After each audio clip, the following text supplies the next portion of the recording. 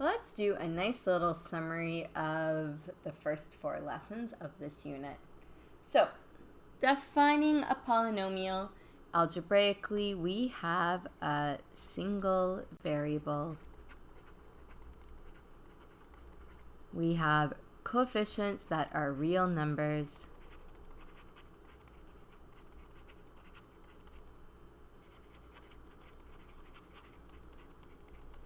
Okay, and then exponents that are positive integers.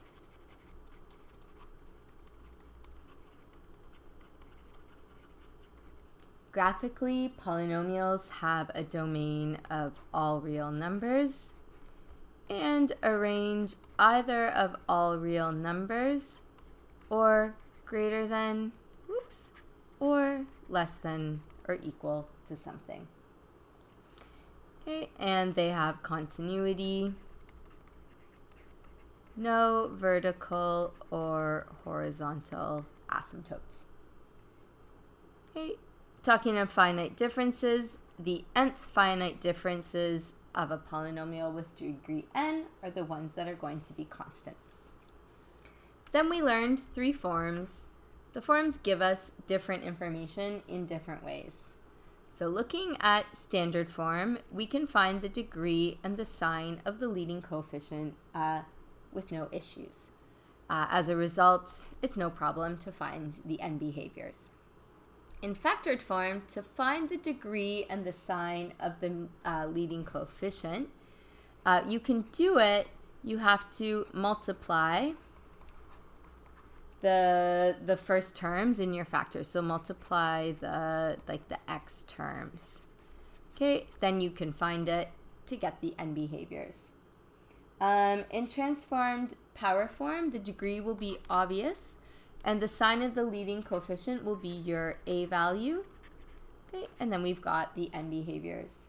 Okay, for all of them, domain is XER, so that's obvious. In standard form, the range is easy to tell from the degree. Same with factored form and transformed power form. This we will actually be able to get the specific value of the range because the transform vertex will be the max or the min. Okay, so we can get the range in standard and factored, but it's not specific.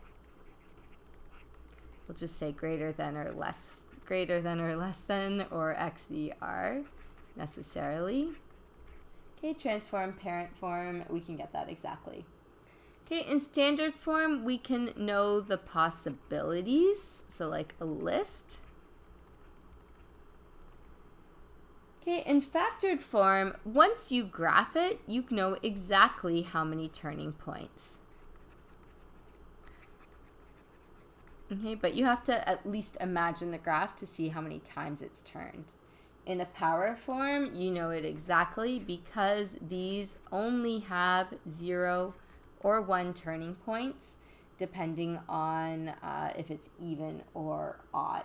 Okay, you also exactly know the location of the turning points, whereas in factored form, we guess it. For zeros in standard form, you know the possibilities. Whereas in factored form, you're exactly given them. That's like the best thing of factored form. In transform powered form, you would have to solve for them. So setting y equal to 0, then you can find the x-intercepts. Okay, in standard form, symmetry is easy to tell. You check the exponents.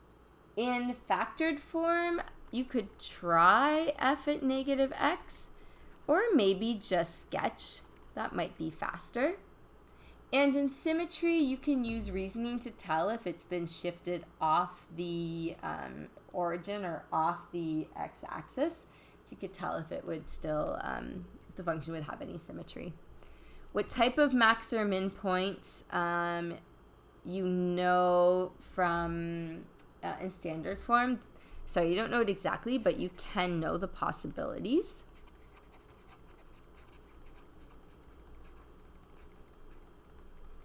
Okay, in factored form, I think like you can guess, but you might not know exactly which term is higher.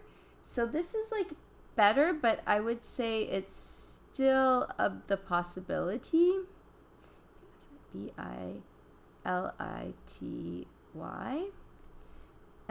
And this you know because there are no locals. There's only absolute for the power functions of even degree. Okay, what the graph looks like in standard form you don't know. In factored and transform power form, like you pretty much do. So depending on the shape of the graph, we can write the equation either using factored or transformed power. So to write it using factored, what we need is to have all the zeros clearly visible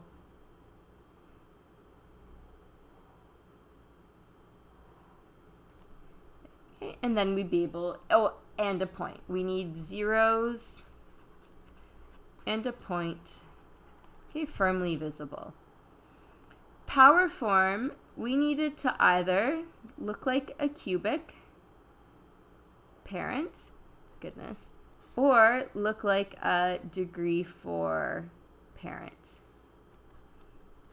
Okay, and then that is in the power form.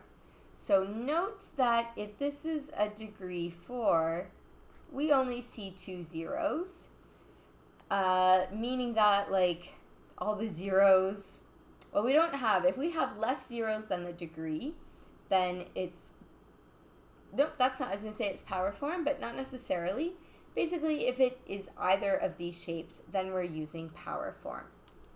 We don't know how to write the equation of graphs that have terms that aren't accounted for. So for example, this, we wouldn't know what to do because we only see this 0 and it's not a power because it's turning more than, it's actually got 2 turns.